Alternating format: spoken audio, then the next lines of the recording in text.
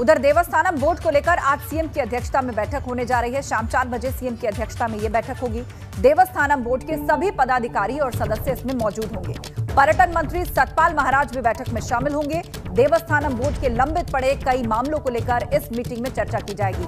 तीर्थ पुरोहितों के विरोध के बाद देवस्थानम बोर्ड के संशोधन पर भी चर्चा हो सकती है।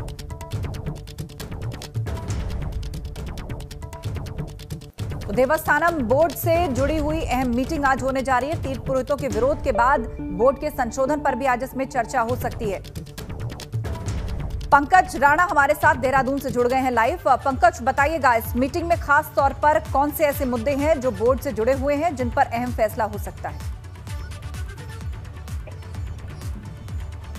आस्था, देखिए, देवस्थानम बोर्ड को लेकर उत्तराखंड में शुरुआत से ही विरोध चल रहा है। जो तीर्थ पुरोहित हैं, तमाम पांडा समाज है, वो लगातार इसके विरोध में धरने पर ही बैठे हैं। और आज जो पुष्कर धामी बैठक है, जो मुख्यमंत्री की अध्यक्षता में बैठक होगी, इसलिए महत्वपूर्ण है क्योंकि पुष्कर सिंह धामी के मुख्यमंत्री बनने के बाद ये पहली बैठक देवस्थानम बोर्ड को होने जा रही है। और इसमें सभी जो नामित सदस्य हैं, सीईओ हैं, उपाध्यक्ष हैं बोर्ड के, वो इसमें मौजूद रहेंगे। और इसलिए महत्वपूर्ण बैठक है ये, क्योंकि कई बार इस बात को कहा गया है, जो यहाँ के तीर्थ पुरोहित है वो कह देवस्थानम बोर्ड को पूरी तरह से भंग कर दिया जाए, लेकिन सरकार ने जो निर्णय लिया है, सरकार उस पर अडिग है और इसमें संशोधन की बात या कुछ बिंदुओं पर बदलाव की बात कही जा रही है।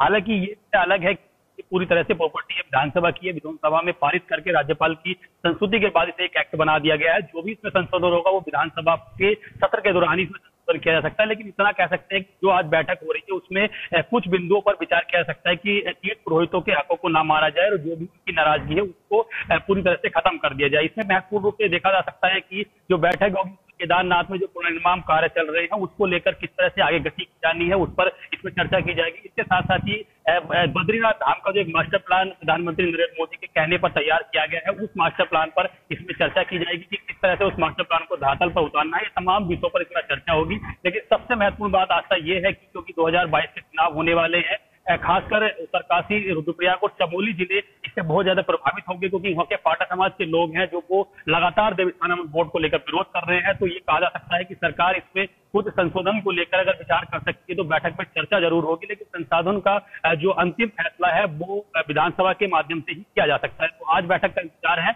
और तीर्थ पुरोहितों का ऐसा एक और आरोप है, ये उनका कहना है कि कई बार बैठकें हुई हैं, जब बोर्ड बनाया गया था ना ही तीर्थ पुरोहितों को इसमें विश्वास में ले गया और जितनी भी बैठकें हुई हैं उसमें किसी भी तीर्थ पुरोहित को बुलाया नहीं गया। तो इस तरह का आरोप उनका है। ये नाराजगी है कि अगर बैठकें हो रही है तो उसमें जो वहां के स्थानीय तीर्थ पुरोहित है उनको बुलाया जाए, उनके साथ विचार विमर्श किया जाए, कुछ अगर दिक्कतें हैं तो उसको दूर करने का प्रयास किया जाएगा। इस तरह की समस्याएं उनके सामने आ रही है। हालांकि अब ये उनकी नजरें लिखी हुई हैं, शाम को जो बैठक 4 बजे होगी देवस्थानम बोर्ड को लेकर कि उसमें किस तरह का निर्णय सरकार लेती है और क्या फैसला इसमें आखिर आगे किया जा सकता है।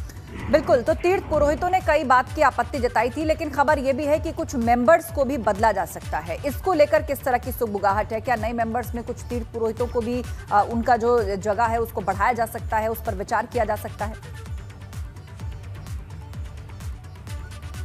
देखिए, जब मुख्यमंत्री तीरथ सिंह रावत बने थे, उन्होंने मुख्यमंत्री बनने के बाद ही ऐलान कर दिया था कि देवस्थानम बोर्ड को भंग करेंगे। जो भी इसमें मंदिर सम्मिलित किए गए हैं, 51 मंदिर, उनको इससे बाहर कर देंगे। तो इस बात के बाद ही जो तीर्थ पुरोहित है उनको ये आस लगी कि अब देवस्थानम बोर्ड भंग कर दिया जाएगा। लेकिन उसके बाद भी बैठकें नहीं हुई, ऐसी मामला चलता रहा।